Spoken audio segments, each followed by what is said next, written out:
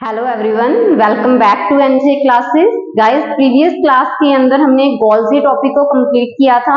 उम्मीद करती हूँ कि आपको वो लेक्चर्स हैं वो अच्छे से समझ आए होंगे। और आज की क्लास में जैसा कि आप देख पा रहे हैं, मैंने बोर्ड पे राइट भी किया हुआ है। आज की क्लास में हम डिस्कस करने जा रहे हैं लाइसोसोम टॉपिक को। ठीक है, तो चलिए स्टार्ट करते हैं।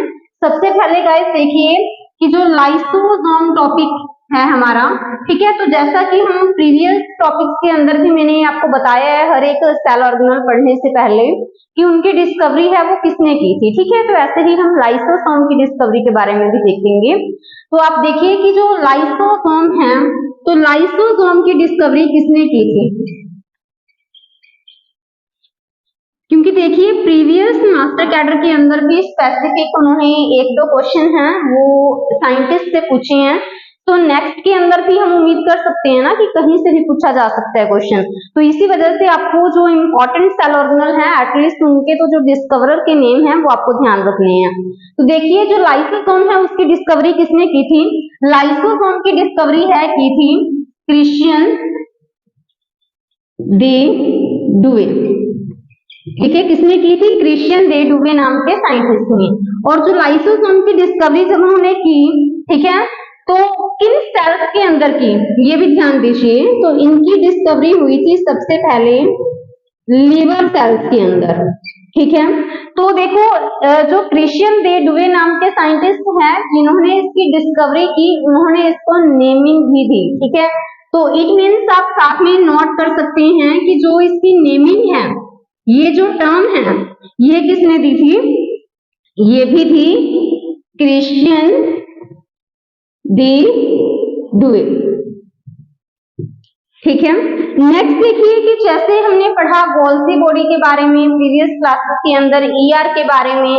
ठीक है, तो ऐसे ही अभी हमें देखना है कि जो लाइसोसोम है क्या ये सभी सेल्स के अंदर प्रेजेंट होते हैं, क्योंकि ऐसा भी तो होता है ना कि कुछ सेल्स के अंदर ये एब्सेंट रहेंगे और कुछ सेल्स के अंदर ये प्रेजेंट रहेंगे। तो अभी आप देखिए कि इसकी अकरेंस क्या है, कहाँ ये प्रेजेंट होते हैं और कहाँ ये एब्सेंट होते हैं। ठीक है, अकरेंस।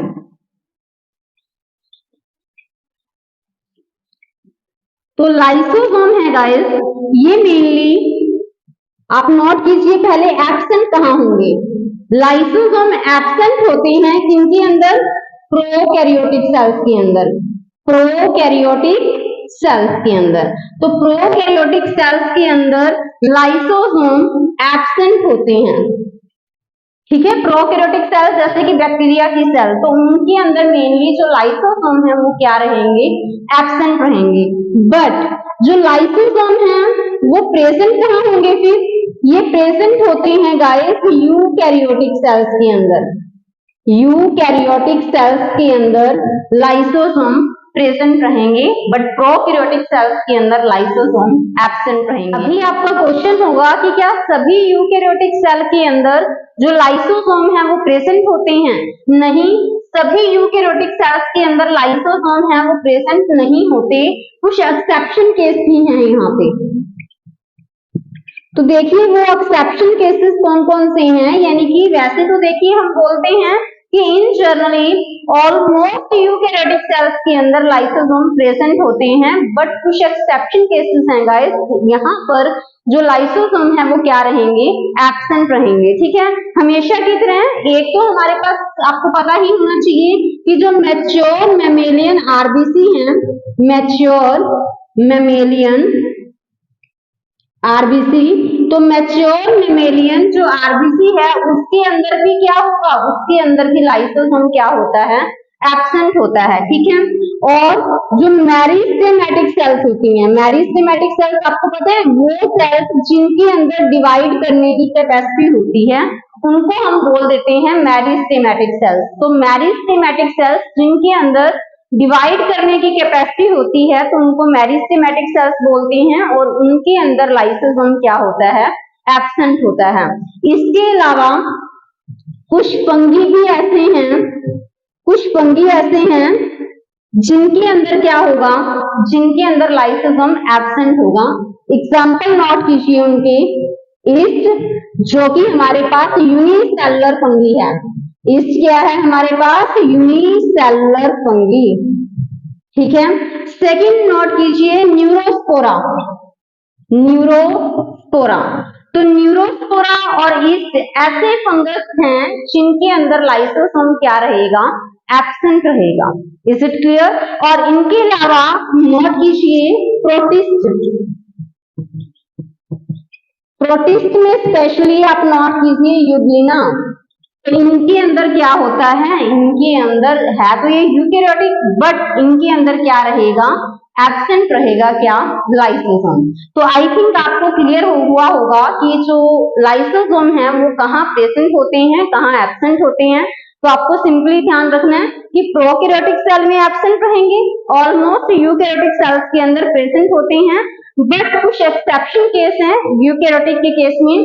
तो वो है एक तो mature mammalian RBC, meristematic cells और फंगी लाइक ईस्ट और न्यूरोस्पोरा, और प्रोटिस्ट के अंदर यूग्लिना। इनके अंदर क्या रहेंगे, लाइसोसोम एब्सेंट रहेंगे। ठीक है।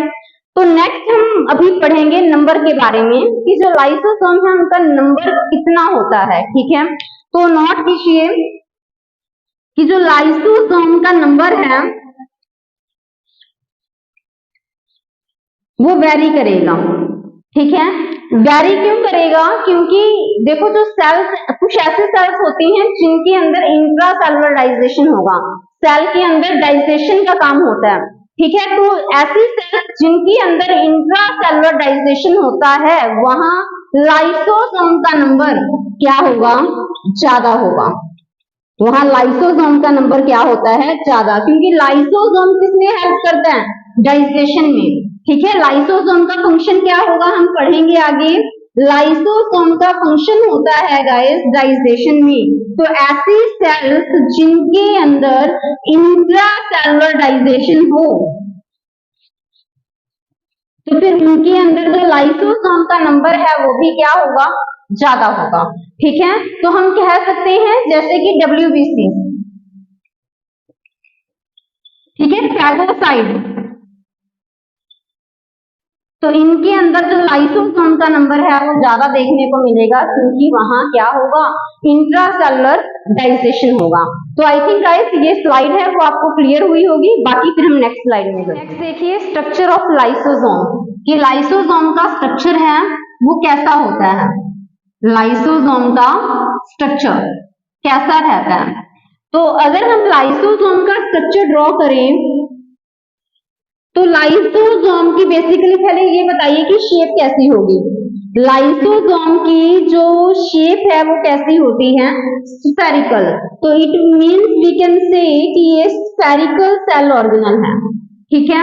तो अभी देखिए कि जो ये लाइसोसोम की मेम्ब्रेन है इसको हम क्या बोलेंगे, लाइसोसोमल मेम्ब्रेन।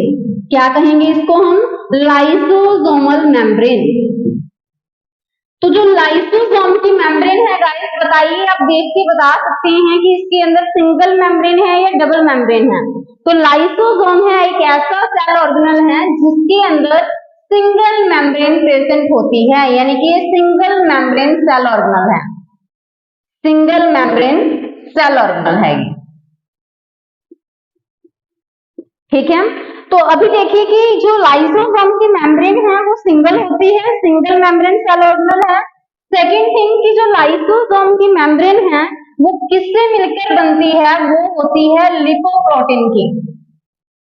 ठीक है। लिपोप्रोटीन का मतलब क्या है, लिपोप्रोटीन का मतलब है कि ये लिपिड से मिलकर बनती है और प्रोटीन से मिलकर बनती है, लिपिड और प्रोटीन से मिलकर बनती है, तो इसी वजह से इसको लिपोप्रोटीन की मेम्ब्रेन बोल दिया जाता है। ठीक है। और अंदर इसके क्या प्रेजेंट होगा, अंदर इसके प्रेजेंट होगा गाइस मैट्रिक्स। इस मेम्ब्रेन के अंदर क्या प्रेजेंट होगा, मैट्रिक्स प्रेजेंट होगा। ठीक है। यानी कि वी कैन से कि यहाँ पर फ्लूइड प्रेजेंट होगा। क्लियर। और यहाँ इसी मैट्रिक्स के अंदर क्या प्रेजेंट रहेंगे, एंजाइम्स प्रेजेंट रहेंगे। क्या प्रेजेंट रहेंगे इसी मैट्रिक्स के अंदर, एंजाइम्स। ठीक है।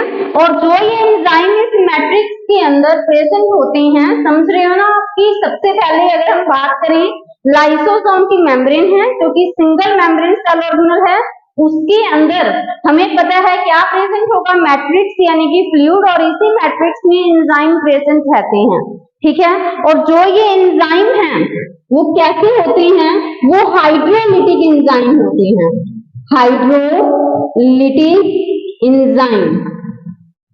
हाइड्रोलिटिक एंजाइम हमने इसको क्यों बोला, लिटिक का मतलब है, लिसिस का मतलब है ब्रेकडाउन, तो यानी कि ये बायोमोलिक्यूल्स के ब्रेकडाउन में हेल्प करती हैं। हाइड्रो का मतलब क्या है, हाइड्रो का मतलब है वाटर, तो इट मीन्स ये बायोमोलिक्यूल्स के ब्रेकडाउन में हेल्प तो करेंगे, ठीक है, उनको ब्रेक तो करते हैं, but in the presence of water, ठीक है, वाटर की प्रेजेंस में ही।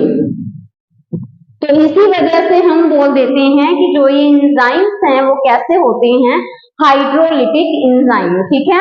तो अभी देखिए कि जो ये एंजाइम होते हैं ना, इनको पीएच क्या चाहिए होता है, ये आपको पता है कि जो एसिडिक पीएच पे काम करते हैं ये, या फिर न्यूट्रल पे या फिर बेसिक पे, ठीक है। तो अगर हम बात करें कि इनको कैसा पीएच चाहिए होता है अपने काम करने के लिए, तो जो ये एंजाइम है ये वर्क करते हैं एसिडिक पीएच के ऊपर, तो इसी वजह से इन एंजाइम्स को हम एसिडिक हाइड्रोलिटिक एंजाइम भी कह देते हैं, ठीक है। तो देखिए एसिडिक इसी वजह से बोला क्योंकि ये एसिडिक पीएच के ऊपर वर्क करते हैं, एसिडिक मीडियम के अंदर वर्क करते हैं, ठीक है। हाइड्रो वर्ड इसीलिए यूज किया क्योंकि ये वाटर की प्रेजेंस में काम करेंगे, और लिटिक का मतलब क्या है, लिटिक का मतलब है कि ये ब्रेक डाउन करते हैं बायोमोलिक्यूल्स को in the presence of water, water की हेल्प से, ठीक है, वाटर को यूज करके। तो इसी वजह से हमने बोला कि यहाँ पे जो एंजाइम रहेंगे बेसिकली वो एसिडिक हाइड्रोलिटिक एंजाइम होते हैं। नेक्स्ट देखिए कि जो ये हमारे पास लाइसोसोम का स्ट्रक्चर है, ठीक है, इसी लाइसोसोम को हम क्या कह देते हैं, इसी लाइसोसोम को हम कह देते हैं suicidal bags of the cell, suicidal bags of the cell, ठीक है। क्यों कहा जाता है इसको suicidal bags of the cell, पता क्या है कि इसको suicidal bags of the cell ही क्यों कहा जाता है, क्योंकि जैसे ही इस लाइसोसोम के अंदर जो क्या प्रेजेंट होते हैं, एंजाइम्स, क्या प्रेजेंट होते हैं, एंजाइम्स, ठीक है। तो अगर ये क्या हो जाए, अगर लाइसोसोम की मेम्ब्रेन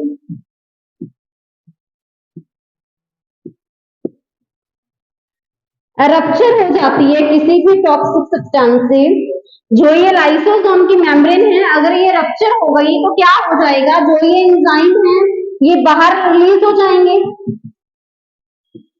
ठीक है, ये रिलीज हो जाएंगे। तो वैसे तो देखो ये जो एंजाइम है वो मेम्ब्रेन के अंदर इनक्लोज है, बट अगर ये मेम्ब्रेन ही रप्चर हो गई तो ये बाहर आएंगे ना, ठीक है। तो ऐसे में क्या होगा, ये पूरी की पूरी सेल को ही क्या कर देती हैं, डाइजेस्ट कर जाएंगे, किसको, कंप्लीट सेल को।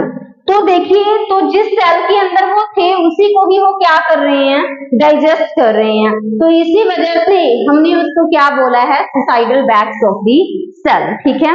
तो आई थिंक गाइस ये जो ये बेसिक चीजें हैं लाइसोसोम के बारे में वो आपको क्लियर होंगी, बाकी फिर जो टॉपिक है वो हम नेक्स्ट वीडियो के अंदर करेंगे। Thank you, have a nice